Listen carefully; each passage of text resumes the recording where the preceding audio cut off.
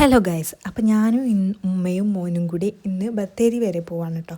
ബത്തേരി മുത്തങ്ങ ഫോറസ്റ്റിൻ്റെ ഒക്കെ ഒരു ബോർഡറിലായിട്ടാണ് നമ്മളിന്ന് പോകാൻ പോകുന്നത്. പക്ഷേ എനിക്ക് അധികം വീഡിയോസ് ഒന്നും എടുക്കാൻ പറ്റില്ല, കുറച്ച് വീഡിയോ ഉള്ളൂ. എന്നാലും നമ്മൾ അവിടെ എത്തിയിട്ടോ, എങ്ങനെയൊക്കെയോ ബസ്സൊക്കെ കിട്ടി അവിടെ എത്തി. ഒരു 5 മണി 5:30 ആയിട്ടുണ്ടാവും. തിരിച്ച് പോകാൻ പറ്റുമോ എന്നറിയില്ല. ഇതാണ് നമ്മൾ പോയ വീട്ടിലത്തെ കുട്ടി, അതായത് ഉമ്മാൻ്റെ ആങ്ങളുടെ മോള്.